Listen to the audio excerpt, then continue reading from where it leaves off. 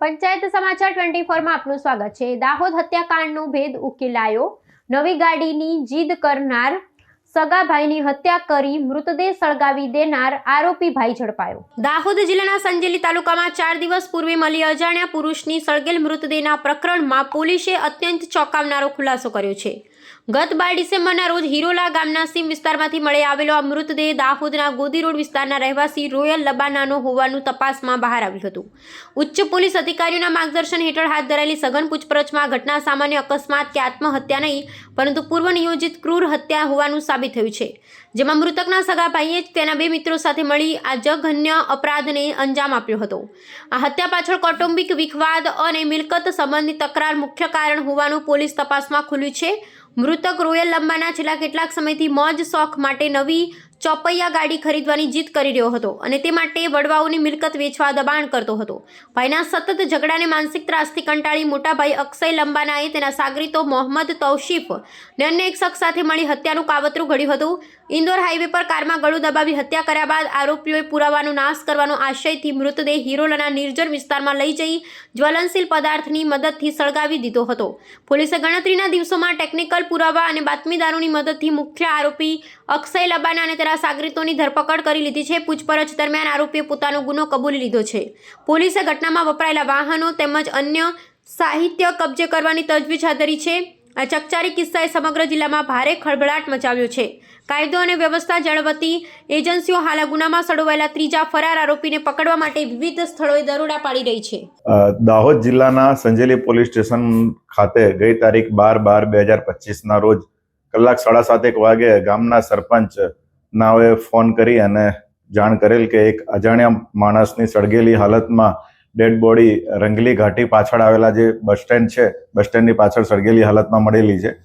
જે અનુસંધાને police inspector Shri Rawat તેમજ તેમના સર્વેલન્સના કર્મચારીઓ તેમજ તેમના સ્ટાફ ત્યાં બનાવવાળી જગ્યાએ ગયેલા અને તેમને જોયેલ તો એક બસ સ્ટેન્ડની પાછળ એક સળગેલી હાલતમાં પુરુષની લાશ મળી આવેલી હતી। જે અનુસંધાને ગામના સરપંચ ભૂપેન્દ્રભાઈ સંઘાડા નાઓની એક ફરિયાદ લેવામાં આવેલી અને જે ફરિયાદમાં BNSની વિવિધ કલમો હેઠળ ખૂનનો ગુનો અને પુરાવાની નાશનો ગુનો દાખલ કરવામાં આવેલો।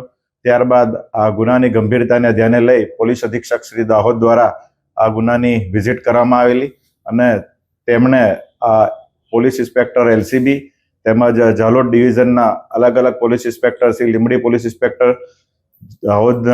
ઝાલોદના પોલીસ ઇન્સ્પેક્ટર, સુખસર પોલીસ ઇન્સ્પેક્ટરની કુલ 5 અલગ અલગ ટીમો બનાવી અને જે આ લાશની ઓળખ બાબતે આઈડેન્ટિફાઈ કરવા માટે ટીમોને સૂચના આપેલી અને આ ગુનો ડિટેક્ટ થાય તે માટે પણ પોલીસ અધિક્ષકશ્રી દ્વારા સૂચના અને માર્ગદર્શન આપેલું હતું।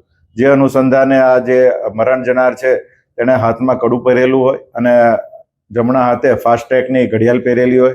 તે અનુસંધાને હ્યુમન સોર્સ અને ટેકનિકલ સોર્સનો ઉપયોગ કરી આ જે મરણ જનાર છે એની ઓળખ રોયલ કીર્તનસિંહ લબાના મૂળ રહેવાસી કારઠ અને હાલ રહેવાસી ગોદી રોડ દાહોદનું હોવાનું પ્રસ્થાપિત થયેલું। જે અનુસંધાને તેમના અલગ અલગ પરિવારજના સભ્યો તેમજ તેના મિત્ર વર્તુળોને પૂછપરછ કરતા દાહોદ જિલ્લાના જે પોલીસ ઇન્સ્પેક્ટર LCB તેમજ ઝાલોદ ડિવિઝનના અધિકારીઓએ અલગ અલગ ટીમો દ્વારા ટેકનિકલ તેમજ હ્યુમન સોર્સનો ઉપયોગ કરી તેમના પરિવારજનોની કડકાઈથી પૂછપરછ કરતા આ કામે જે આરોપી છે નો ભાઈ અક્ષય કીર્તનસિંહ લબાના પૂછપરછમાં તૂટી ગયેલો અને તેણે આ ગુનો પોતે આચરેલો હોવાની કબૂલાત કરેલી હતી। ગુનાની હકીકત એવી ધ્યાન પર આવેલી છે કે ગઈ તારીખ 9/12/2012 રોજ આ કામનો જે આરોપી છે અક્ષય કીર્તનસિંહ લબાના તેમના મિત્ર તૌફિક અને એમનો એક કુટુંબી પરિચિત છે દીપક મોડિયા ને સાથે રાખી અને આ જે મરણ જનાર છે રોયલ કીર્તનસિંહ લબાના તેને સાથે રાખી અને બરોડા ખાતે અર્ટિગા ગાડી લેવાનું કહી અને તેને સાથે સૌપ્રથમ બરોડા લઈ ગયેલો।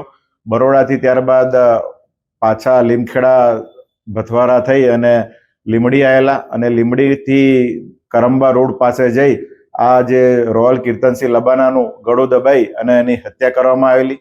ત્યારબાદ આ જે ડેડ બોડી છે ડેડ બોડીને ગાડીમાં જ રહેવા દેવામાં આવેલી અને એમની ગાડી છે ઘરની દૂર પાર્ક કરીને મૂકી દેવામાં આવેલી।